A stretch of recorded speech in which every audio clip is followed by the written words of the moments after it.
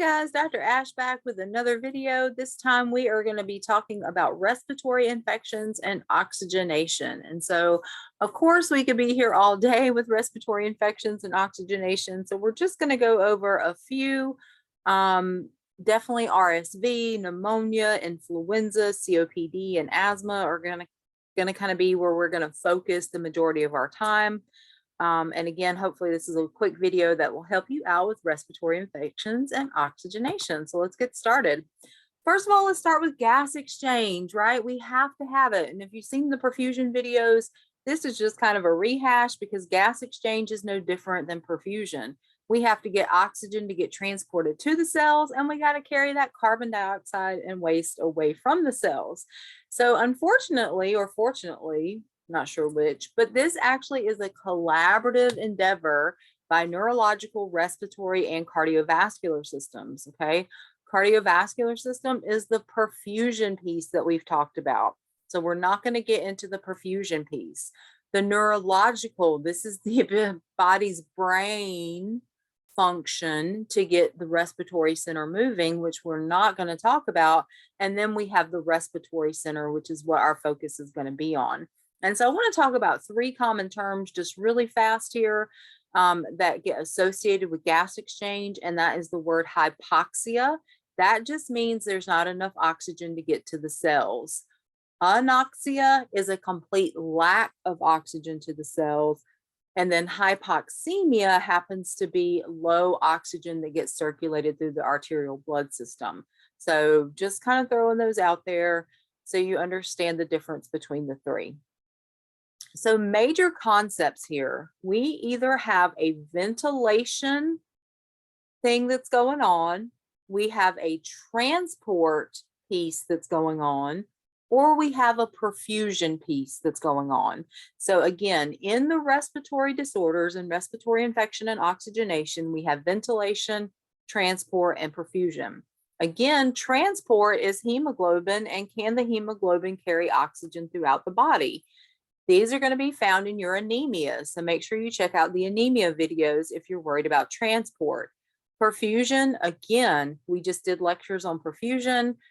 Make sure you go back and check those out if you want to know about the transport and the inability to transport as well.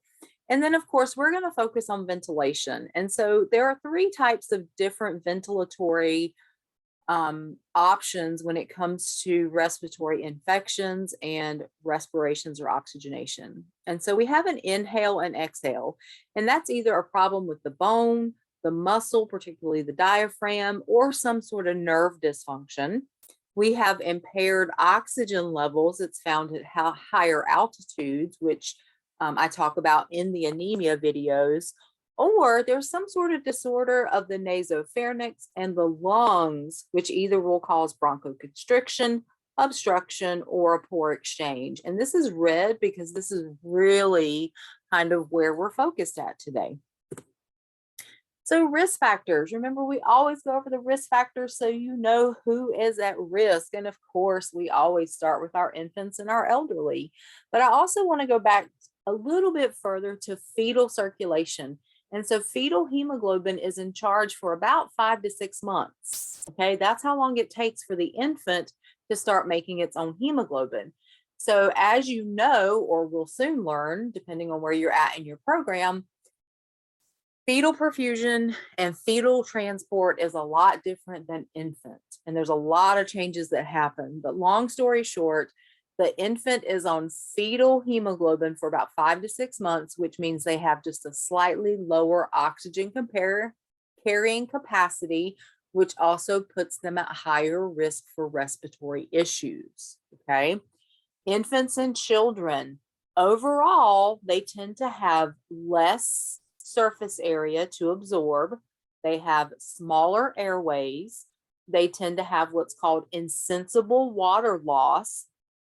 When we breathe, we exhale carbon dioxide and HO2 or water, H2O, sorry, HO2, H2O particles, which is water. And so when these infants and children are breathing 50, 60, 70 times a minute, that's a lot of water droplets. And so we have to be cognizant that our infants and children are at high risk for dehydration. And then, of course, we have the elderly. As we get older, our chest wall will stiffen. We have less ability to recoil or expand. We have weaker respiratory muscles, a weak cough. Again, the immune system is kind of broken and delayed, if you will. And they can often have vague symptoms. So they may have like a little slight confusion. You hear oftentimes if elderly comes in and their only symptom is confusion, check them for a urinary tract infection. Well, if they come in with confusion and a cough, check them for a chest x-ray, okay? Because that may be the only symptoms that you're going to get out of them.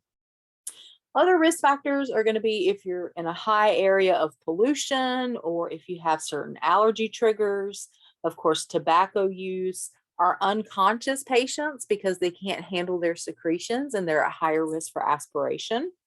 If our patients are immobile or on bed rest because we can't get full chest expansion when we're laying in the bed. And so that's going to put us at higher risk for respiratory infections. Of course, the good old COPD, which we're going to talk about specifically. And then our immunosuppressed or immunocompromised patients, our cancer patients, our HIV/AIDS patients, our autoimmune patients, they're going to be at higher risk for some of these respiratory disorders. So let's talk about normal assessment findings. Just as we did with perfusion, there is normal, and normal is that I'm breathing quiet. I don't have any effort in my breathing, meaning that you don't see me working hard to breathe, okay? Oxygen saturations are greater than or equal to 95% on room air. Our skin, nail, lips are all of appropriate color. Our chest expansion is equal. So nice and full breaths, equal on both sides. Our trachea is midline, right where it's supposed to be, and breath sounds are clear. So pretty straight, normal findings. Abnormal, let's talk about general abnormal findings. And what we're going to do is when we get into some of the disorders, we'll talk about more specific findings that may be there. But for right now, let's stick with general abnormal findings. So if I have a problem with a respiratory infection or oxygenation, you're going to see an increase in heart rate because my body's trying to circulate more oxygen, increased respiratory rate because I'm trying to bring in more oxygen, and our temperature is going to go up because our metabolism is going to go up because all these other things are going up. Okay, we're going to see a low oxygen saturation. One of the early signs, very early signs of hypoxemia or not enough circulating oxygen in the blood is going to be anxious, restlessness. They may be agitated, things of that nature. So that's a very early symptom, very common to see on a nursing test as well as your NCLEX. They will eventually lead up to altered mentation. If they're not getting oxygen to the brain, they're not going to know who, what, where, or why, or how. Increased breathing effort. So you're going to see them using those accessory muscles, really tugging or pulling to breathe. They may become pale. Cyanosis is a very late sign. And there may be abnormal breath sounds such as wheezing, bronchi, or crackles. So let's talk about asthma first. This is probably the most common disorder that people are familiar with. These are chronic episodes, but they are reversible of some sort of airflow obstruction. So what happens is these airways become hyperactive. They contract the muscles that surround the airways, and then the airways become inflamed, which makes them smaller, which is where the wheezing comes in. There's usually some sort of trigger, okay? Some people it's pollen, some people it's dust, some it's pet dander, could be environmental, could be grass, could be a certain type of flower that triggers it, or it could be infections. It could be exercise induced. It could be stress related. So asthma has a lot of different triggers. Symptoms often include wheezing, coughing, difficulty breathing, and chest tightness. Okay. Our asthmatic patients, as well as COPD, but we're not there yet, are a risk for respiratory acidosis. And that's because those airways are narrow, so they can sometimes get the air in, but the air kind of gets trapped behind those narrow passages and it holds on to carbon dioxide. So respiratory acidosis. Treatment, of course, we want to avoid the triggers, right? Like if pollen, although certain parts of the country in the spring, you can't avoid pollen, but you want to avoid the triggers if at all possible. The most common medication that you're going to see is albuterol, and this is a short-acting bronchodilator, also called a beta-2 adrenergic agonist, or beta agonist for short. And basically what it does is it bronchodilates. It dilates the bronchioles. It relaxes those muscles of the airway in order to loosen that restriction.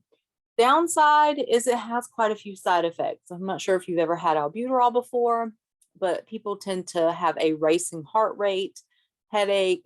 They may feel nervous or shakiness, especially if they do 2 puffs of an albuterol inhaler.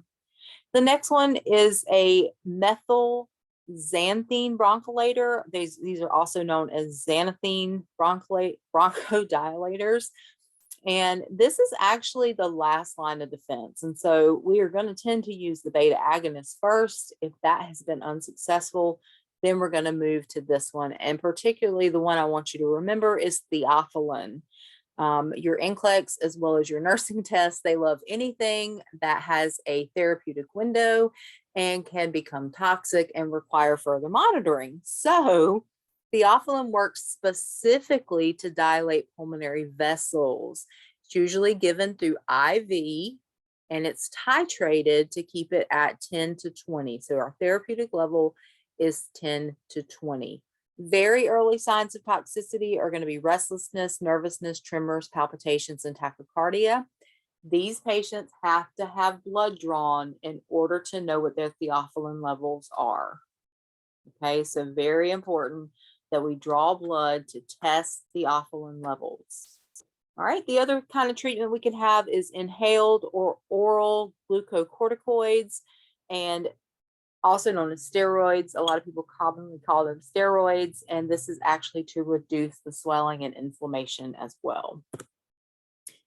Teaching, specifically teaching around asthma, because again, prevention is key. They are reversible episodes, but we want to make sure that we prevent these episodes from happening. And so oftentimes allergy testing is needed to identify the triggers, and then we teach how to avoid those specific triggers. Early identification of an asthma attack, it typically is a symptomatic cough or they have difficulty sleeping. We want to make sure we review their home medications, not only the dosing, like do we take 1 or 2 puffs of the albuterol, but also the side effects, because the last thing you need is 2 o'clock in the morning, the mother's freaking out because the child's heart is racing. We know that that's expected after albuterol. So a lot of teaching in regards to that. Follow-up pulmonary function testing, specifically peak flow measurements. And then, of course, we want a nice, calm environment. Remember, stress is one of the triggers to asthma. So nice, calm environment, although I have teenagers in the house, so that's not always possible. All right, let's move on to the COPD. This is chronic obstructive pulmonary disease or disorder. You may see it both ways. And basically, this is a problem with an airflow obstruction. This is a combination of not only bronchitis, but also emphysema. And so what you're going to find is the bronchial tubes remain inflamed. Again, this is chronic, and that causes excess mucus production. And then the emphysema part of this is the air sacs or alveoli within the lungs become so damaged that they become hyperinflated. So they're very enlarged and overinflated. And basically what this is going to lead to is hypoxemia, right? So not enough oxygenation or oxygen circulating through the arterial blood. It puts them at risk for pulmonary infections, and it also puts them at high risk for right-sided heart failure, which is something that we talked about in perfusion. Signs and symptoms associated with COPD: cough, exertional dyspnea, which means when I get up and move around, I can't catch my breath, wheezing, sputum production, a barrel chest because of that hyperinflation, use of accessory muscles, and orthopnea, which if you don't recall from the perfusion lecture, That is where you have to prop upright on pillows. You can't lay flat. You cannot breathe laying flat. And so again, just like asthma, these patients are at risk for respiratory acidosis because of increased carbon dioxide levels, increased pulmonary pressure, and because of increased sputum production. So 3 main reasons why these patients have respiratory acidosis. Treatment, of course, vital signs, we got to make sure that they are doing good. Oxygen is going to be based on their pulse ox, but it is a very thin line. We don't want to go crazy with oxygen therapy, especially with our chronic COPDers. And I say chronic, COPD is chronic by itself, but I mean long-term COPD patients. If they have a fever, our focus is going to be getting blood and sputum cultures, some sort of antipyretic like Tylenol, a broad spectrum antibiotic such as ceftriaxone, so we can go ahead and start at least attempting to treat an infection. Bronchodilators, corticosteroids, or glucocorticoids, whichever one you want to call it, and mucolytics. We are also, because we are nurses, are in the business of teaching. And so we want to teach certain breathing techniques. And this is so we can increase our airway pressures, keep those air sacs open for gas exchange, and promote as much CO2 exhalation as we possibly can. And so the 3 things that we want to teach are abdominal breathing, a tripod position, which is where they kind of lean forward on the table, propped up on their elbows, and then what we call pursed lipped breathing, which is where they put their lips together. And it's like they're inhaling and exhaling through a straw. COPD versus asthma, the biggest difference is whether it's reversible or not. So asthma are these reversible intermittent attacks, whereas COPD, it is non-curable, so it's irreversible, and lung function does not improve. It actually worsens as the patient gets older. Let's move on to some of our respiratory infections, because really oxygenation was more about asthma and COPD. So let's talk about RSV. This is a very common acute viral infection that causes bronchiolitis. It results in not only airway inflammation, but also very thick and copious amounts of mucus. This is most common in under the age of 2. Remember, they have small airways, and when that small airway gets blocked with that thick and copious amount of secretions, we then have a problem with oxygenation and breathing. And so we have to be very careful, especially with the younger patients in RSV. It can be quite deadly or require hospitalization. These patients, because it is highly infectious and contagious, they are on droplet and direct contact isolation. So droplet and contact isolation, that means a surgical mask, gown, and gloves every time walking in the room. Signs and symptoms, you're going to see that runny nose, cough, sneezing, fever, air hunger. They are fighting to get air in, like they just cannot pull enough air in because of all of those secretions. They're going to be tachypnic, and they're also going to have retractions.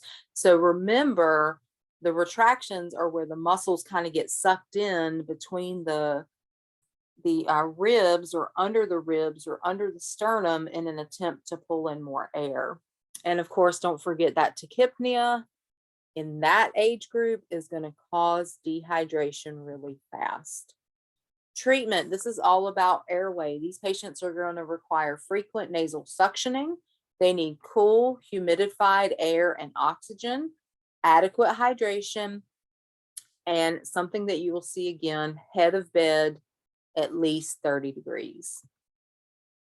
Moving on to pneumonia, this is an inflammation of our pulmonary tissues.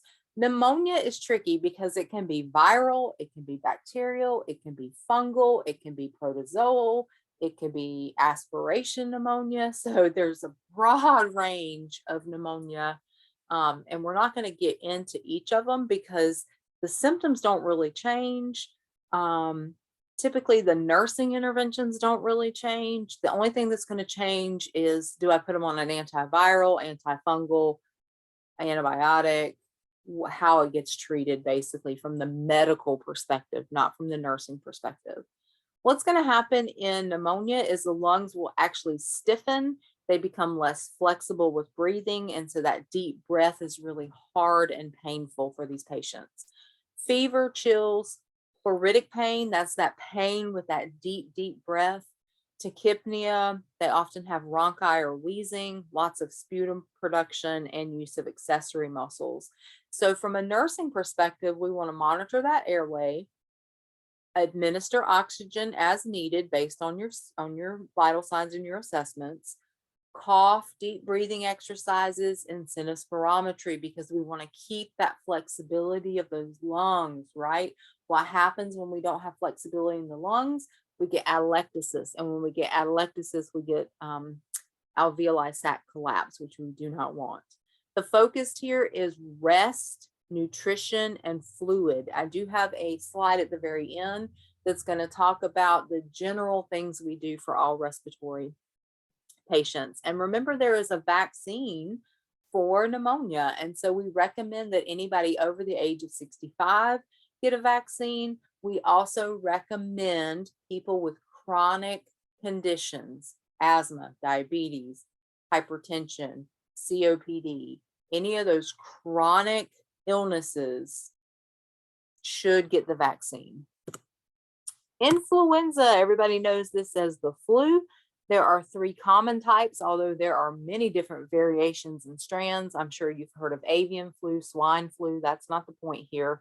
We're going to focus primarily on our common ones of A, B, and C.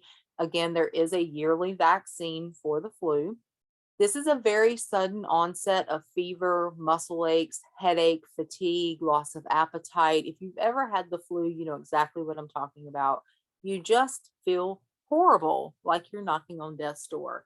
And so basically our focus here, because this is a virus, is rest, lots of rest, lots of fluids, and please stay home. Okay, this is how the COVID pandemic had continued for so long, and I guess still continues to a point. You just don't hear about it as much anymore as of this recording. That may change. But flu is the same way. People get out and about and they go to do stuff when they should be at home in bed and resting. So pandemics happen because we don't stay home. We go out when we're sick. So let's not do that. Our 2 primary medications used to treat these, and again, this is antiviral medications, and really in order for it to be effective against the flu, it has to be started typically within 48 hours of symptom onset. So that has to be an early diagnosis, early recognition, and early start. Otherwise, you might as well wait it out. The drug amantadine is for flu A, and then we also have oseltamivir, which is also known as Tamiflu. All right, general respiratory guidelines to finish this little puppy up. And that makes you guys happy, I'm sure, because I like to keep these short and sweet. You will notice in general, when it comes to respiratory disorders, we want the head of the bed at least 30 degrees. Or you may see the terminology 30 to 45 degrees, but at least 30 degrees for your respiratory patients. Small, frequent meals, because we want to focus on energy conservation. If you've ever had trouble catching your breath, the last thing you need to do is sit down and eat a big meal. So we're talking about small, frequent meals, maybe even protein shakes. Okay. We want high protein, high calorie, and that's because your metabolism has sped up. You are working hard to breathe. It is very tiring to breathe. And so we need to replace those calories and that protein so we can get your body healing the way it should be. Fluids for our respiratory patients, we want at least 3 liters per day for adults. Okay. Again, your keywords here, at least. Nursing test and NCLEX love at least. So fluids of at least 3 liters per day, as long as it's okay. All right. We do have a few exceptions. Congestive heart failure, kidney patients that may be fluid restricted, but this is a general guideline. Okay. For our younger population, it is typically weight based. So if anything, you would see where you would have to calculate it, but there is not like a hard and fast rule, oh, 2-year-olds get a liter. No, it is weight based when it comes to pediatrics. All right, so those are some quick overviews of some respiratory disorders. More to come. Don't forget to comment, like, and share, and I will see you in the next episode.